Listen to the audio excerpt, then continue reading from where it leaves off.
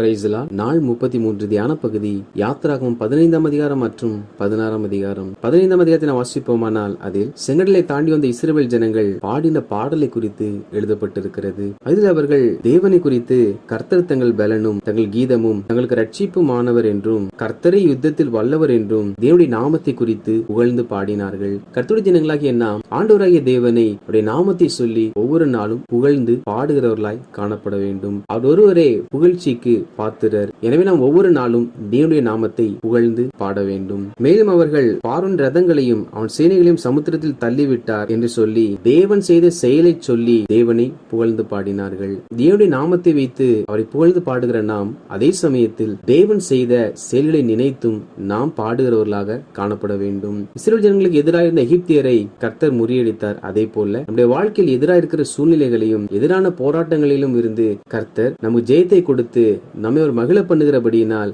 கர்த்தருடைய ஜனங்களாகிய நாம் தேவன் நம் வாழ்க்கையில் செய்த எல்லா செயல்களையும் நினைத்து நாம் அவரை புகழ்ந்து பாடுகிறவர்களாக காணப்பட வேண்டும். மேலும் ஜனங்கள் தாவே தேவர்களில் உமக்கு ஒப்பானவர் யார்? பரிசுத்தத்தில் மகத்துவம் உள்ளவரும் துதிகளில் பயப்படத்தக்கவரும் அற்புதங்களை செய்கிறவரும் ஆகிய உமக்கு ஒப்பானவர் யார்? கர்த்தர் சதா காலங்களாகிய என்றென்றைக்கும் ராஜரீகம் பண்ணுகிறார் என்று சொல்லி தேவனை பாடினார்கள். அதாவது தேவனை போல் யாரும் இல்லை என்றும் அவர் ஒருவரே பரிசுத்தர் என்றும் அவரை துதிக்கு பாத்திரர் என்றும் அவரே அற்புதங்களை செய்கிறவர் என்றும் அவரே ராஜரீகம் பண்ணுகிறவர் என்றும் உயர்த்தி பாடினார்கள்.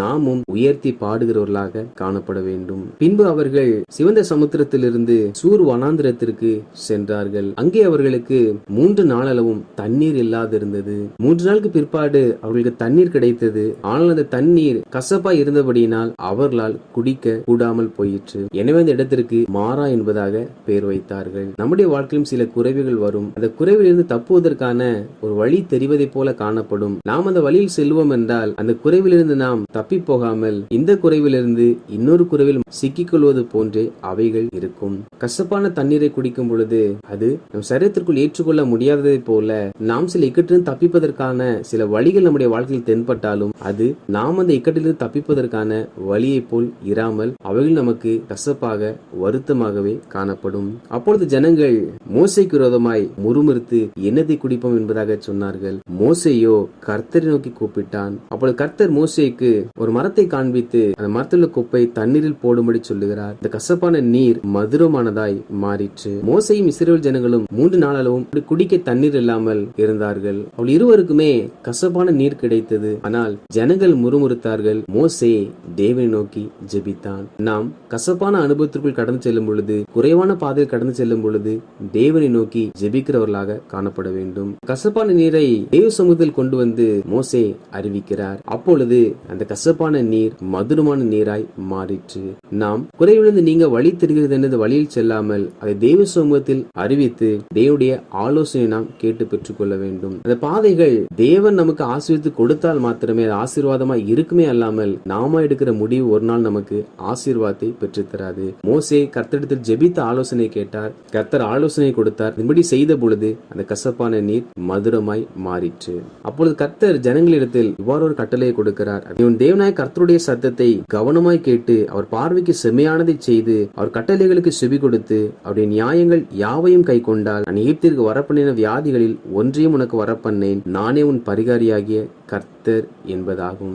அதாவது எகிப்திலே அநேக வியாதிகள் மூலமாய் கர்த்தர் அவர்களை வாதித்தார். அதை இவர்கள் தங்கள் கண்ணார கண்டார்கள். அப்படிப்பட்ட வியாதிகள் ஒன்றும் நான் உனக்கு வர பண்ணாமல் இருக்க வேண்டும் என்றால் அதற்கு நீ என் சத்தத்தை கவனமாய் கேட்டு என் பார்வைக்கு செம்மையானதை செய்து நான் சொல்லுகிற எல்லா கட்டளைகளுக்கும் செவி கொடுத்து என் நியமங்கள் யாவையும் கை கொள்ள வேண்டும் என்று கர்த்தர் சொன்னார். அப்படி என்றால் கர்த்தருடைய ஜனங்களாகிய நாம் கர்த்தருடைய சத்தத்தை கவனமாய் கேட்க வேண்டுமாம். பிரசங்க நேரத்தில் நாம் வேதம் வாசிக்கிற சமயத்தில் ஏனோ தானோ என்று வாசிக்காமல் நாம் அவைகளை கவனமாய் வாசித்து பிரசங்கங்களை கவனமாய் கேட்க வேண்டுமாம். காரணம் கர்த்தருடைய சத்தத்தை கவனமாய் கேட்காவிட்டால் நாம் அதை சரியாய் செய்ய முடியாது. அப்படி கர்த்தருடைய சத்தத்தை கவனமாய் கேட்டு செயல்படுகிறவர்களுக்கு கர்த்தர் வியாதியை வரப்பண்ண மாட்டேன் என்ற ஒரு வாக்குத்தத்தத்தையும் இதில் கொடுத்திருக்கிறார். பின்பு ஜனங்கள் மாராவில் இருந்து ஏலிமுக்கு வந்தார்கள்.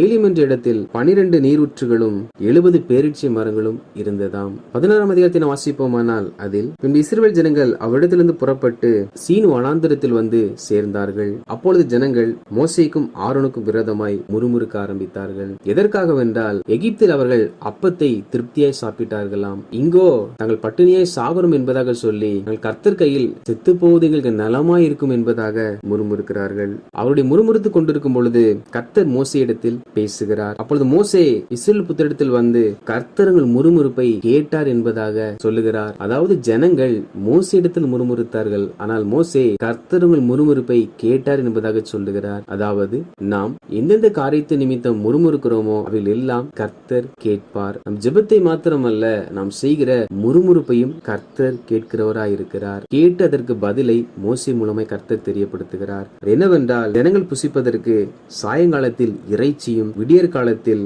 அப்பமும் தேவன் கொடுப்பேன் என்பதாக வாக்கு பண்ணினார். இந்த ஜனங்கள் தேவனுக்கு எதிராய் முறுமுறுத்துதான் பேசினார்கள். ஆனாலும் தேவன் இந்த ஜனங்களுடைய அந்த முறுமுறுப்பை கேட்டு அவர்களுக்கு வேண்டியவைகளை கொடுத்தார். கர்த்தருடைய ஜனங்களாகிய நாமும் கூட ஒரு நாளும் தேவனுக்கு விரோதமாய் முறுமுறுக்க கூடாது. இவர்கள் முறுமுறுத்ததை கர்த்தர் கொடுத்தார். ஆனால் முறுமுறுப்பு என்பது தேவன் விரும்பாத ஒரு காரியம். நாம் முறுமுறுக்கும் பொழுது தேவன் நம்மில் வைத்திருக்கிற அன்பில் சில குறைபாடுகள் ஏற்பட ஆரம்பிக்கும். தேவன் நம்மை முழு இருதயத்தோடு நேசிக்க முடியாமல் போய்விடும். தேவன் நம்மில் வைத்திருக்கிற அந்த அன்பை நாமே ஒன்றுமில்லாமல் அதை அழித்து போடுகிறதாய் காணப்படும். எனவே நாம் நம்முடைய ஜீவனே போக நேரிட்டாலும் ஒரு நாளும் தேவனுக்கு எதிராய் முறுமுறுக்க கூடாது. மேலும் மோசே கர்த்தர் சொன்னபடியே சாயங்காலத்தில் இறைச்சியும் விடியற் காலத்தில் அப்பமும் உங்களுக்கு கிடைக்கும், தேவனுடைய மகிமை நீங்கள் காண்பீர்கள் என்பதாக சொல்லுகிறார். சாயங்காலத்திலே காடைகள் வந்து விழுந்து அந்த பாளையம் முழுவதையும் மூடிக்கொண்டதாம். அதே போல விடியற் காலத்தில் பாளையத்தில் எங்கும் பனி பெய்திருந்ததாம். பெய்திருந்த பனி நீங்கின பிற்பாடு மன்னா கிடந்தது. அதாவது ஜனங்கள் நினைத்த காரியங்கள் அவள் எது ஒன்றும் செய்யாமல் தேவன் உருவாக்கி கொடுத்ததை அவள் பெற்றுக்கொண்டார்கள். காரணம், இதை சாதாரணமாக யாராலும் செய்ய முடியாது. இத்தனை ஜனங்களுக்கு வேண்டிய காடைகளையும் அத்தனை ஜனங்களுக்கு வேண்டிய மன்னாவையும் தேவன் தாமே உருவாக்கி கொடுத்தார். மேலும் இதில் வாசிக்கும் பொழுது இஸ்ரவேல் ஜனங்களுடைய கீழ்ப்படியாத தன்மையை நம்மால் பார்க்க முடியும். மோசே இஸ்ரவேல் ஜனங்களை நோக்கி உங்களுக்கு தேவையானதை நீங்கள் எடுத்துக்கொள்ளுங்கள் என்பதாக முதலாவது கட்டளை கொடுத்தார். சிலர் தங்கள் தேவைகளை தாண்டி மிகுதியானதை எடுத்தார்களாம். ஆனால் அவர்கள் அளந்து பார்க்கும் பொழுது அதிகமாக எடுத்தவர்களுக்கு அதிகமாக இல்லாமல் அவர்களுக்கு எந்த அளவு போதுமானதோ அந்த அளவு மாத்திரமே இருந்ததாம். இரண்டாவது அவருடைய கீழ்ப்படியாமை என்னவென்றால், ஒரு நாளும் எடுக்கிற அந்த மன்னாவானது மறுநாள் வரை வைக்கப்படலாகாது. ஆனால் சிலர் மோசேயின் சொல்லை கேளாமல் அவைகளில் கொஞ்சத்தை மீதமாக எடுத்து வைத்திருந்தார்கள். விளைவு என்னவென்றால், அந்த மன்னாவில் பூச்சி பிடித்து நாற்றம் எடுத்தது. கர்த்தருடைய வார்த்தைக்கு நாம் சரியாய் கீழ்ப்படியாவிட்டால் அதனால் நமக்கு தான் பிரச்சனைகளும் அதிகப்படியான வேலைகளும் துன்பங்களும் வர நேரிடும். எனவே கர்த்தருடைய வார்த்தையை நாம் கவனமாய் கேட்டு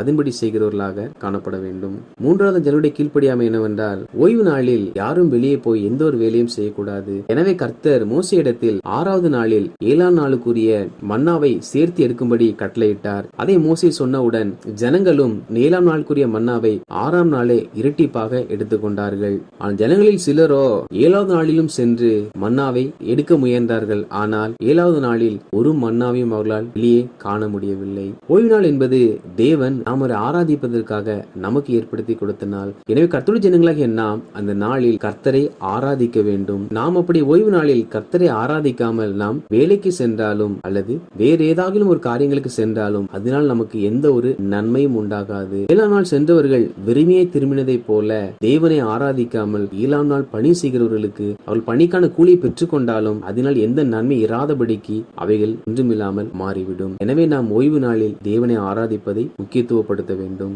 இஸ்ரவேல் ஜனங்கள் இந்த மன்னாவை எவ்வளவு நாள் புசித்தார்கள் என்றால் 40 வருடங்கள் தேவன் அவர்களுக்கு மன்னாவை கொடுத்து அவளை வழிநடத்தினார். அவளை மாத்திரமல்ல, அவருடைய பிள்ளைகளாகிய நம்மையும் கூட ஒவ்வொரு நாளும் வேத வசனமாகிய இந்த மன்னாவை கொடுத்து ஒவ்வொரு நாளும் வசனத்தை நாம் புசித்து அதனால் வருகிற தேவ வார்த்தைகளை தேவபலனை பெற்றுக்கொண்டு நம் ஜீவ காலமெல்லாம் வாழ்வதற்காக அவர் இந்த வேதாகமத்தை நமக்கு எழுதி கொடுத்திருக்கிறார். வாசித்த இந்த அதிகாரிகளின்படி கர்த்தருடைய ஜனங்களாகிய நாம் அனுதினமும் தேவனை புகழ்ந்து அவர் செய்த செயல்களை உணர்ந்து அவருடைய நாமத்தை உயர்த்தி பாட வேண்டும். மேலும் நமக்கு குறை வரும் பொழுது நாம ஒரு மாற்று வழியை யோசிக்காமல் நாம் குறைவின் நேரத்தில் தெய்வ சமூகத்தில் போய் ஜெபிக்கும் பொழுது அவர் ஆலோசனை கொடுத்து நம்மை வழிநடத்துகிறவராய் இருக்கிறார். மேலும் நாம் ஏனோ தானோ என்று வேதத்தை வாசிக்காமலும் உபதேசங்களை கேட்காமலும் கவனமாய் வேதத்தை வாசித்து கவனமாய் உபதேசத்தை கேட்போம். அப்போது கர்த்தர் நமக்கு எந்த ஒரு வியாதியும் வரமாட்டேன் என்று வாக்கு கொடுத்திருக்கிறார். மேலும் நாம் குறைவுகளை நினைத்து முறுமுறுக்காமல் என்னுடைய வார்த்தைகள் ஒவ்வொன்றுக்கும் கீழ்ப்படிந்து வாழ்கிறவர்களாக